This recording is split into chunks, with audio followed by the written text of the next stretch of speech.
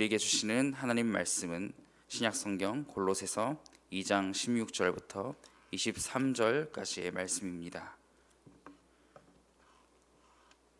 신약성경 326페이지 골로새서 2장 16절부터 23절까지의 말씀입니다. 함께 봉독하시겠습니다. 시작. 그러므로 먹고 마시는 것과 절기나 초하루나 안식일을 이유로 누구든지 너희를 비판하지 못하게 하라. 이것들은 장래일의 그림자이나 몸은 그리스도의 것이니라. 아무도 꾸며낸 겸손과 천사 숭배를 이유로 너희를 정죄하지 못하게 하라. 그가 그 본 것에 의지하여 그 육신의 생각을 따라 헛되이 가장하고 머리를 붙들지 아니하는지라. 온 몸이 머리로 말미암아 마디와 힘줄로 공급함을 받고 연합하여 하나님이 자라게 하심으로 자라느니라. 너희가 세상의 초등학문에서 그리스도와 함께 죽었거든 어찌하여 세상에 사는 것과 같이 규례에 순종하느냐. 곧 붙잡지도 말고 맛보지도 말고 만지지도 말라 하는 것이니 이 모든 것은 한때 쓰이고는 없어지리라. 사람의 명령과 가르침을 따르느냐.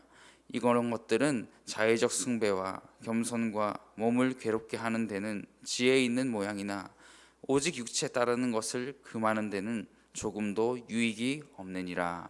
아멘. 봉독한 본문으로 우리 말씀을 함께 잠시 묵상하시겠습니다. 말씀의 배경을 잠깐 말씀드리면 골로새 교회는 바울이 개척한 곳이 아니었는데요, 2장 말씀은 바울이 골로새 성도들을 향하여서 당시 그 교회를 괴롭히던 이단 사상들에 대한 경각심을 일으키기 위해서 바울이 편지를 쓰면서 이단에 대한 이 거짓 교사들에 대해서 거침없는 서술을 하고 있는 것이죠. 16절입니다. 먹고 마시는 것과 절기나 초하루나 안식일을 이유로 누구든지 너희를 비판하지 못하게 하라. 이 골로새 교회 성도들의 첫 번째 어려움은 예수 그리스도 그의 십자가 은혜만으로 충분치 못하다고 말하는 유대인 그리스도인들의 편견이었습니다. 이 유대인의 입장에서는 이방인의 삶을 보니까 무언가를 더 해야 한다고 생각하는 거예요. 그들이 보기에 무질서해 보이고 난잡해 보이는 것입니다. 그들의 선민 사상을 대표하는 음식법이나 절기 등을 통해서 그것들을 이용하여서 그들을 교화한다, 더 좋게 만든다고 하는 것이 그 첫 번째 어려움이었습니다. 두 번째는 신비주의인데요, 17절부터 19절까지입니다. 이것들은 장래일의 그림자이나 몸은 그리스도의 것이니라. 아무도 꾸며낸 겸손과 천사 숭배를 이유로 너희를 정죄하지 못하게 하라. 그가 그 본 것에 의지하여 그 육신의 생각을 따라 헛되이 과장하고 머리를 붙들지 아니하는지라. 온몸이 머리로 말미암아 마디와 힘줄로 공급함을 받고 연합하여 하나님이 자라게 하심으로 자라느니라. 이 신비주의 곧 영지주의자들의 신비 체험 같은 것에 빠지지 말 것을 사도 바울이 경고하고 있는 것입니다. 이 바울이 골로새 교회 성도들에게 편지한 것에 따르면 그리스도로 말미암아 구원을 받은 성도들은 하나님만을 의지해야 한다는 것입니다. 거짓 교사들의 비판을 수용해서는 안 된다는 것입니다. 또한 영지주의자들의 모습도 따라서는 안 됩니다. 하나님 말씀이 우리 안에 거하기 위해서 진리의 말씀을 어떻게 분별해야 하는지에 대해서 이 골로새서를 쓴 바울을 통해 하나님께서 골로새 성도들에게 말씀하셨고 오늘 우리에게도 말씀하고 계십니다. 네 글자로 분별하라. 우리가 진짜라고 확신하는 예수 그리스도에 대해서는 그에 대한 믿음에 진심이어야 할 뿐만 아니라 그리스도를 믿는 믿음만이 진실이라는 것을 깨달아 아는 것입니다. 이 깨달아 안다는 것이 하나님이 우리에게 주시는 때가 각자 다르기 때문에 그 시간이 어떠한 사건으로 인한 단번에 깨달아 알 수도 있겠지만 어떤 사람에게는 꽤나 오랜 시간을 돌아가도록 하십니다. 예를 들어 그런 것이죠. 그때는 몰랐는데 지금 와서 알게 되는 일입니다. 먼저 앞서가는 친구나 주변 지인의 조언에 대해서 그때는 네가 무슨 말을 하는지를 몰랐는데 지금은 알겠다는 거예요. 기쁨이나 재미에 관해서 네가 말한 재미를 이제 알겠다라고 한다던가, 슬픔에 관해서는요, 네가 말한 그 슬픔이 이거였냐. 못 견디면 중간에 포기할 수도 있겠지만 힘겨운 삶을 견뎌내고 이겨낸 사람이 말한 것을 자기가 이겨내고 나니 이제야 네가 말하는 걸 알겠다는 거예요. 한 목사님께서 신학의 길을 가는 저에게 해주신 말씀이 있습니다. 마음이 무너지지 않도록 지키라는 말씀이었어요. 무너질 이유가 뭐가 있죠? 생각해 보니까 내가 믿는 것을, 내가 믿는 예수 그리스도, 그리고 그리스도인으로 살아가는 나의 목적지에 대해서 모르면 무너진다는 것입니다.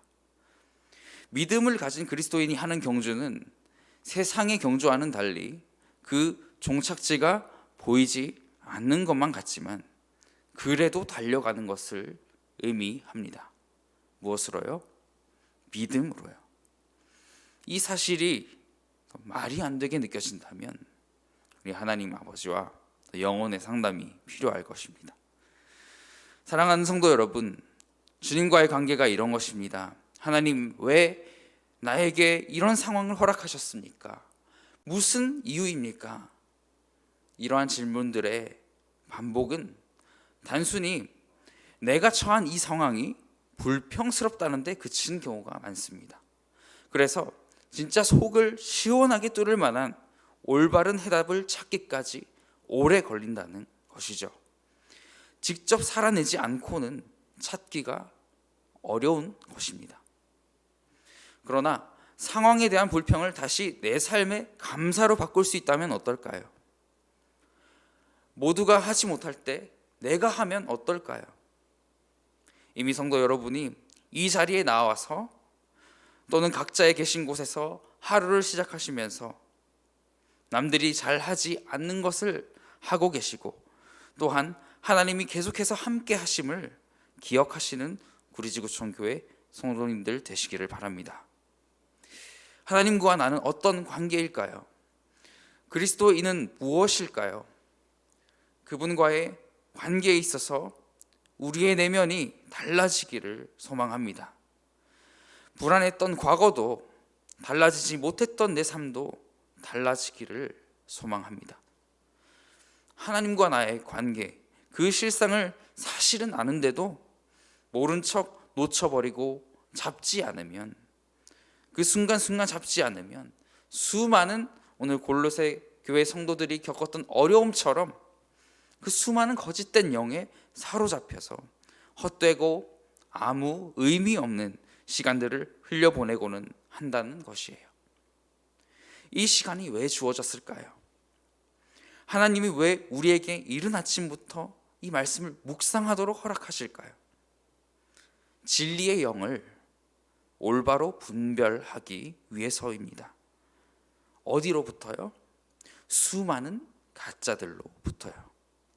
그 가짜라는 이단의 교리 같은 집단 사회적 운동으로 나타나는 것들도 있지만, 정말 이 시간 자신과의 싸움에서 그 가짜가 나타나기도 합니다. 우리 하나님의 뜻에 반대되는 것들, 그것들이 모여 있는 곳, 바로 여기입니다. 우리의 마음. 하나님의 말씀이 진리의 말씀이다라는 것을 매 주일마다 고백하는데도 불구하고 정말로 필요한 나의 변화에는 적용하지 못하고 제자리 걸음, 그게 아니라면 더 나아가 뒷걸음의 신앙생활을 하고 있지는 않은지요.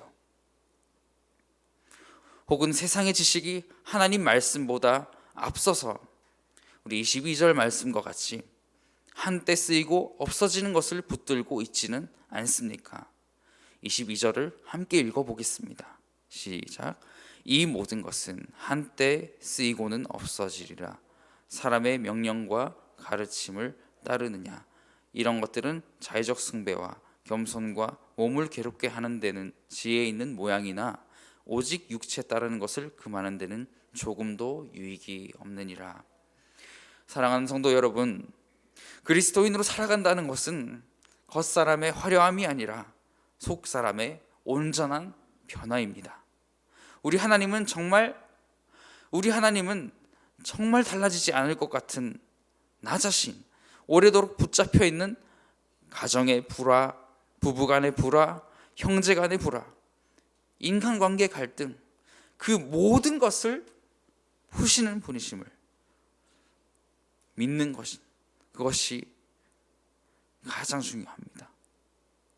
그것을 믿는다면 이 문제들을 이 시간 기도할 때에도 하나님 앞에 들고 나아가야 할 줄로 믿습니다. 그러므로 우리의 겉모습보다 마음의 중심을 바로 하고 우리의 내면을 더 강건하게 붙들어 가기를 소망합니다. 이 시간 기도하기 원합니다. 우리는 속량받은 자들입니다. 그 외에 어떠한 것을 더할 것이 없어요. 다함 없는 은혜 속에 거해 살아갈 수 있도록 우리 마음 붙잡아 달라고 기도합시다. 골로새 성도들의 결실, 그 이면에 있는 어려움들이 분별에 관한 것이었죠. 우리 또한 세상을 살아가며 분별할 것이 얼마나 많습니까? 주님, 분별의 영을 주시옵소서. 온전한 우리의 소망이 되시는 예수 그리스도를 더 알아가는 하루가 되게 하옵소서. 이 시간 기도로 나아갑시다.